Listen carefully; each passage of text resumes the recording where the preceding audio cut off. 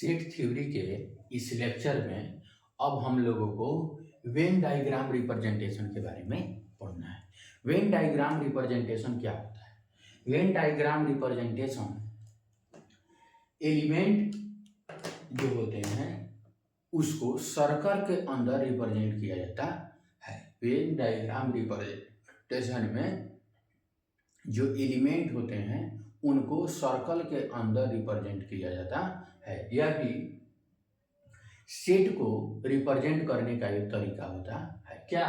Venn diagram representation set को represent करने का एक तरीका होता है जिसमें एलिमेंट को सर्कल के अंदर रखा जाता है।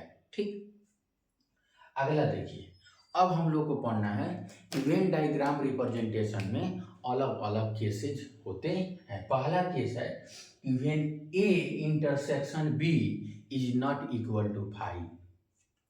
इसके कहने का मतलब हुआ कि ए और बी में कुछ ना कुछ कॉमन आना चाहिए, यानी ए इंटरसेक्शन बी। अब ध्यान से समझिए, जैसे ए एक सेट ले लेते हैं, 1 2 3, ठीक। बी एक सेट ले लेते हैं, 2 3 5 और 4, कोई दिक्कत नहीं। ए सेट लिए जिसमें एलिमेंट क्या है 1 2 3, बी सेट लिए जिसमें एलिमेंट क्या है 2 3 5 और 4। अब हम ए इंटरसेक्शन बी लिखते हैं।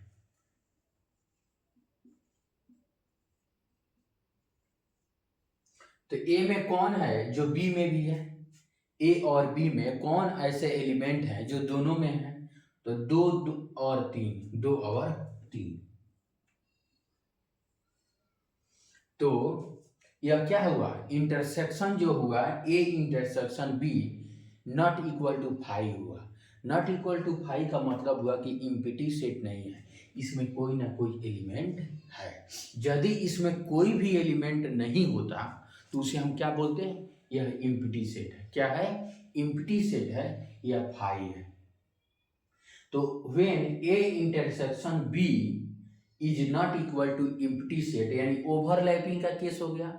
ओवरलैपिंग का केस कैसे हुआ कि जब हम दोनों को सर्कल के अंदर रखेंगे तो दो ऐसे एलिमेंट आएंगे जो दोनों में कॉमन होंगे, जो दोनों में कॉमन होंगे। जैसे अब चलिए हम क्या करते हैं, सेट ए में यहाँ सेट ए है और यहाँ सेट बी है। अब देखिए एक चीज और, ए इंटरसेक्शन बी को ए बी भी लिखा जा सकता है।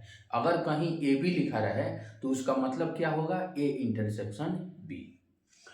कहीं ए एंड बी लिखा रहे तो उसका मतलब क्या होगा? A intersection B. अब चलिए सेट ए में कौन कौन एलिमेंट हो गए? 1 2 और 3। सेट बी में कौन कौन एलिमेंट हो गए? 2 3 5 और 4।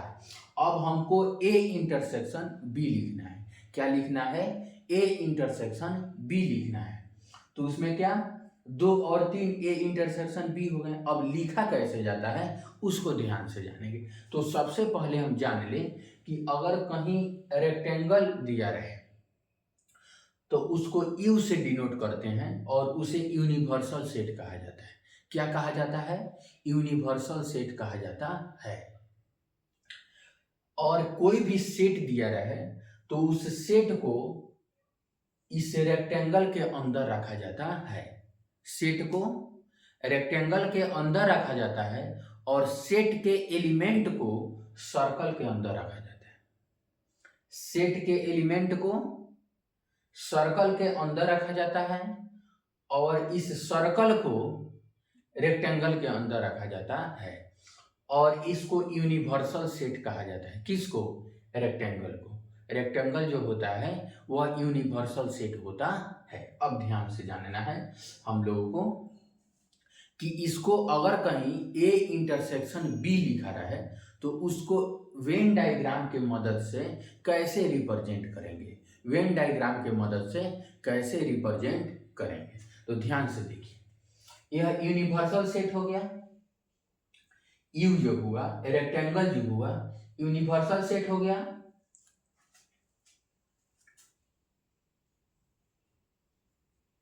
रेक्टेंगल जो हुआ क्या हो गया? यूनिवर्सल सेट हो गया। सेट ए जिसमें एलिमेंट है 1, 2 और 3। सेट बी जिसमें एलिमेंट है 2, 3, 5 और 4। अब ए इंटरसेक्शन बी लिखा गया है। ए इंटरसेक्शन बी कहने का मतलब हुआ common element of set A and set B. Common element of set A and set B. तो दोनों में कौन कौन कॉमन एलिमेंट है? 2 इसमें भी है, 2 इसमें भी है, 3 इसमें भी है, 3 इसमें भी है। तो हमारा कॉमन एलिमेंट कितना आया? 2 और 3। अब चलिए सेट ए को यहां डिनोट किए इस सर्कल के अंदर, सेट बी को इस सर्कल के अंदर डिनोट किए। यह रेक्टेंगल वाला पार्ट हमारा यूनिवर्सल सेट हो गया। और ये जो बनाए हैं ये इस रेक्टेंगल के अंदर भी है, इस रेक्टेंगल के अंदर भी है। तो यह वही भाग है जो ए इंटरसेक्शन बी है। ए इंटरसेक्शन बी है कहने का मतलब कुछ पार्ट वैसा है जो सेट ए में भी है और सेट बी में भी है। तो अगर हम ऐसे बताएं कि ए हमारा, अगर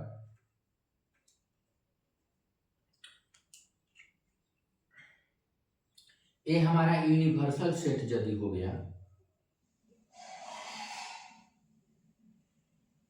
क्या हो गया? यूनिवर्सल सेट हो गया, कोई दिक्कत नहीं। अब देखिए हमको सेट ए लिखना है और सेट बी लिखना है। तो इस रेक्टेंगल के अंदर सेट ए को लिखेंगे, इस रेक्टेंगल के अंदर सेट बी को लिखेंगे। और यह जो भाग है ए इंटरसेक्शन बी का पार्ट है जिसमें वैसे एलिमेंट आएंगे जो सेट ए में भी प्रेजेंट है और सेट बी में भी प्रेजेंट है। जैसे ए में कौन कौन एलिमेंट है? 1, 2 और 3। तो 1, 2 और 3 इस सर्कल के अंदर हो गए, सर्कल ए के अंदर, कोई दिक्कत नहीं। सेट बी में कौन एलिमेंट है? 2, 3, 5 और 4। 5 यहाँ, 4 यहाँ। तो इस सेट बी में भी, सेट बी में भी कौन कौन एलिमेंट आ गए? 2, 3, 4 और 5। सेट ए में कौन कौन एलिमेंट आ गए? 1, 2 और 3। और ये जो पार्ट हुआ ये क्या हो गया? A intersection B. A intersection B का मतलब हुआ वैसा एलिमेंट जो सेट ए में भी है और सेट बी में भी है। लेकिन अगर हम बोले कि एग्जैक्टली ऐसा एलिमेंट बतलाइए जो केवल ए का ही पार्ट है, एग्जैक्टली वन ए, एग्जैक्टली ए, तो उसको कैसे लिखेंगे? बी में लिखेंगे। ओनली ए या एग्जैक्टली ए या ए माइनस बी को कैसे डिनोट करते हैं? यदि कहीं ए इंटरसेक्शन बी लिखा रहे या ए बी लिखा रहे या ए एंड बी लिखा रहे तो इसका मतलब होता है ए इंटरसेक्शन बी। इसका मतलब ए और बी का कॉमन पार्ट, ए और बी का कॉमन पार्ट। तो कॉमन पार्ट को कैसे डिनोट करेंगे? ऐसे। लेकिन अब हम लोगों को पढ़ना है कि एग्जैक्टली ए जो केवल सेट ए में भी हो, उसके अलावा किसी भी सेट में वह एलिमेंट नहीं हो। तो जैसे 2 और 3 ऐसे एलिमेंट थे जो सेट ए में भी थे और सेट बी में भी थे। लेकिन 1 एक ऐसा एलिमेंट है जो एग्जैक्टली ए में भी है, वह किसी दूसरे सेट में मौजूद नहीं है। तो ध्यान से देखिए, तो ओनली ए या एग्जैक्टली ए या ए माइनस बी, ए माइनस बी को कैसे रिप्रेजेंट किया जाता है? ए माइनस बी को कैसे रिप्रेजेंट किया जाता है? तो इस इतने पार्ट में यहाँ से लेकर यहाँ से लेकर यहाँ से और यहाँ से लेकर इस पार्ट में जो एलिमेंट होंगे वो क्या होंगे? एग्जैक्टली ए। यानी ऐसे एलिमेंट जो केवल ए में हो वह ए इंटरसेक्शन बी में नहीं हो, ए इंटरसेक्शन बी में नहीं हो। यानी ए का वैसा एलिमेंट जो बी में मौजूद नहीं है, ए का वैसा एलिमेंट जो बी में मौजूद नहीं है।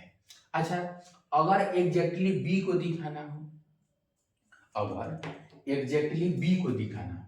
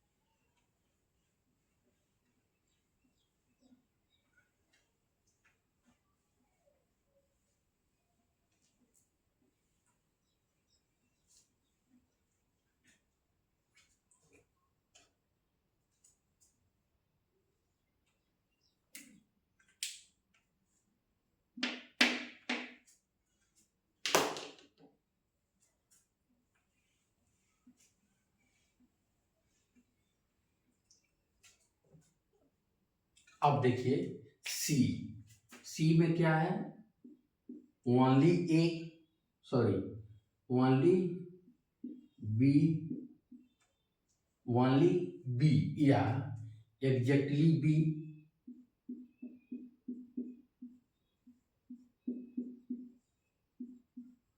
या बी माइनस ए, या बी माइनस ए। तो अगर कहीं ओनली बी लिखा रहे या एग्जैक्टली बी लिखा रहे या बी माइनस ए लिखा रहे तो उसको वेन डायग्राम के मदद से कैसे रिप्रेजेंट करेंगे। तो चलिए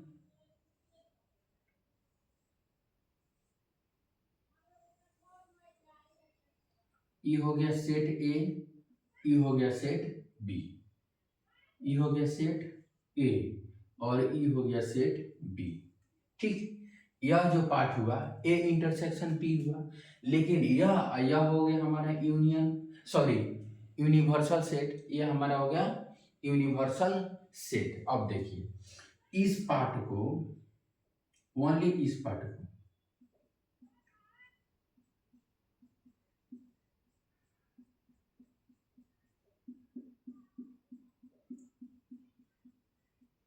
ओनली इस पार्ट को क्या कहा जाता है, एग्जैक्टली बी या ओनली बी या बी माइनस ए, इसको क्या कहा जाता है, बी माइनस ए। ठीक, जिसमें ए का कोई ऐसा एलिमेंट नहीं है जो बी में हो। कहने का मतलब इसमें जो एलिमेंट आएंगे वह ए में कभी नहीं हो सकते हैं, वह केवल सेट बी में भी होंगे, सेट बी में ही होंगे। ठीक, अब हमको दिखाना है ए यूनियन बी। अब क्या दिखाना है, ए यूनियन बी।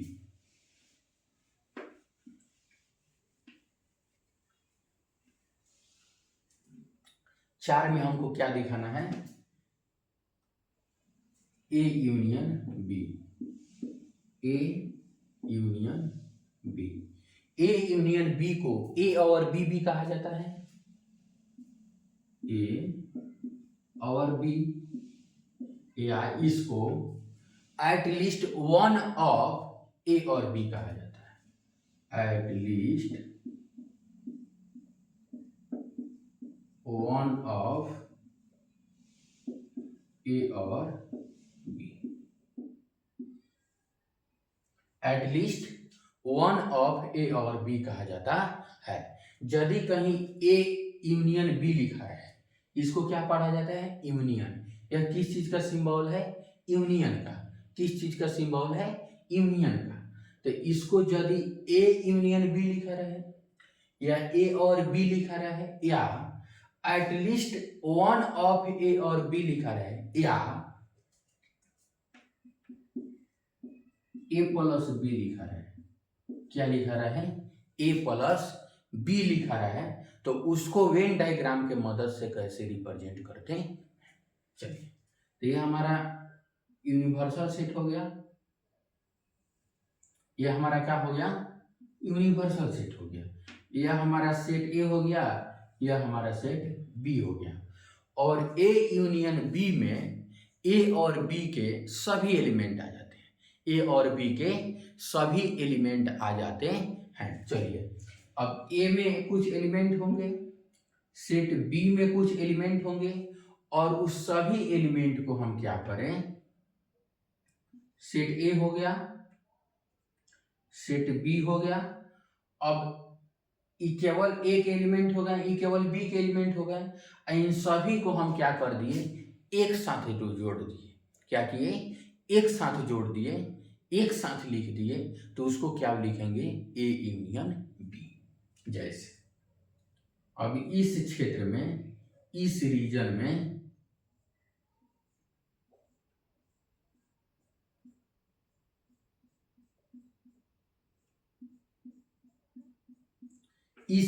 में जो भी एलिमेंट आएंगे उनको क्या कहा जाएगा, ए यूनियन बी। उनको क्या कहा जाएगा, ए यूनियन बी। तो ए यूनियन बी का मतलब क्या होता है, या तो ए के एलिमेंट हो या बी के एलिमेंट हो, एटलीस्ट मतलब कम से कम ए और बी दोनों में से किसी ना किसी एक का एलिमेंट होना चाहिए। तो अगर कहीं ए प्लस बी लिखा रहे तो उसका भी अर्थ क्या होता है, A union B, A union B. ठीक, ए और बी लिखा रहे तो उसका भी अर्थ क्या होता है, A union B. At least one of A और बी लिखा रहे तो उसका भी मतलब क्या होता है, ए यूनियन बी। अगर कहीं ए प्लस बी लिखा रहे तो उसका भी मतलब क्या होता है, ए यूनियन बी। ठीक है, और वेन डायग्राम के मदद से इसको कैसे रिप्रेजेंट करेंगे, ए यूनियन बी को, ए यूनियन बी को वेन डायग्राम के मदद से ऐसे रिप्रेजेंट किया जाता है। ठीक है, बता दिए थे। इसको क्या लिखेंगे, यह हो गया ए इंटरसेक्शन बी। क्या हो गया, ए इंटरसेक्शन बी। यह हो गया ए माइनस बी, या एग्जैक्टली बी। ए माइनस बी का मतलब क्या होता है, एग्जैक्टली ए। अच्छा, अगर कहीं लिखा रहे बी माइनस ए, तो बी माइनस ए का मतलब क्या होता है, एग्जैक्टली बी, एग्जैक्टली बी। और यदि कहीं ए प्लस बी लिखा रहे तो उसका मतलब क्या होता है, एटलीस्ट वन ऑफ ए और बी। इसका मतलब ए यूनियन बी। इसका मतलब क्या होता है, ए यूनियन बी। इसका मतलब क्या होता है, ए इंटरसेक्शन बी। इसका मतलब क्या हो गया, एग्जैक्टली ए। इसका मतलब क्या हो गया, exactly B. Thank you for watching this video.